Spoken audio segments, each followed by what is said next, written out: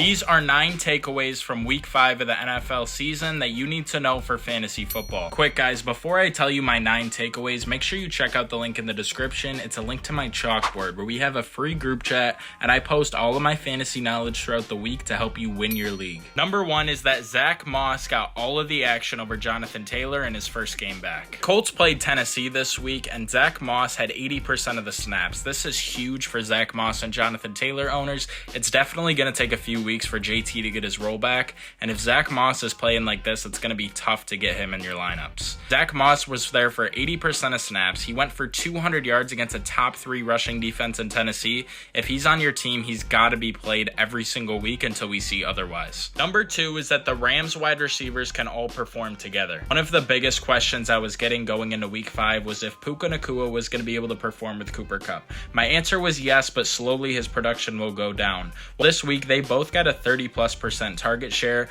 Kupp had the better game this week, but they both looked great, and when they can both finish as top 12 wide receivers when they did this week, they both have to be in your lineup no matter what. Number 3 is that Devin A-Chain is an absolute stud. He's just as fast as Tyreek Hill, if not faster. When he gets on those breakaway speed runs, it's unbelievable. He's the second leading rusher in the NFL right now behind CMC in a passing offense. Number 4 is that Breece Hall is finally back. In week 1, Breece Hall had a great game against the Bills, but since then it's been rough sledding until this week. He had 70% of the team snaps, and if Zach Wilson can keep playing the way he did this week, he can definitely put up some fantasy points. Breece Hall is at least a fantasy RB2, maybe an RB1 going forward. Number 5 is the Damen Pierce takeover. Damen Pierce didn't have the best numbers this week, but he had all the carries for the Houston Texans, which was 100% of the carries is huge for a fantasy running back. With the way CJ Stroud's playing, and when you're getting that type of volume, he's bound to put up a ton of fantasy points eventually. He is definitely a fantasy football RB2, so if he's in your lineup, don't be afraid to start him next week. Number 6 is that Alexander Madison's stock is slowly going down. Alexander Madison only got 52% of the snaps and 61% of the RB opportunities. I think if you have an RB1 in Alexander Madison, you need him to get more to produce. Cam Akers is going to be taking a lot of the volume away from him in these next few weeks. They traded for him for a reason because they didn't think Madison could take the full workload.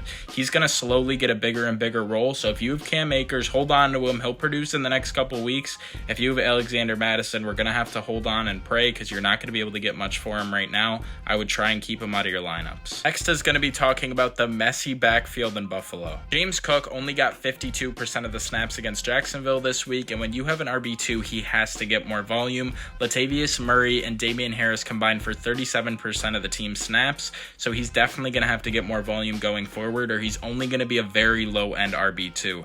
I think in a Buffalo passing offense, if he's not getting at least 60 to 70%, he can't be in your lineups unless he's just a flex. Next is going to be that the Cincinnati Bengals are finally back. Jamar Chase had 52 fantasy points this week. If he was in your lineup, you probably won. He had 192 yards, 3 touchdowns, 15 catches, exactly what you want to see from a top 2 fantasy football pick. On the Joe Burrow side of things, he had his first 300-yard game, and he finally looks back up to speed. Staying in Cincinnati, T. Higgins did get injured, so Tyler Boyd has some value as a flex if you're in a bigger league. And also, you should not be afraid to start Joe Burrow anymore. He's going to produce. Lastly is going to be that TaiJ Spears is closing in on Derrick Henry in Tennessee. Spears got over 50% of the snaps, and he's had a top 30 RB finish in the last 5 weeks. He's had over 50% of the snaps in 4 out of the last 5 games, which means he is definitely a flexible option, but only if you're in PPR. That's it for my top 9 takeaways of week 5 for fantasy football. I appreciate you guys watching. Definitely click that subscribe button to win your league in fantasy football. I'm going to be posting content every single day, and then also join my free group chat in the description to chat with me and get consulting on anything you need for your fantasy football team.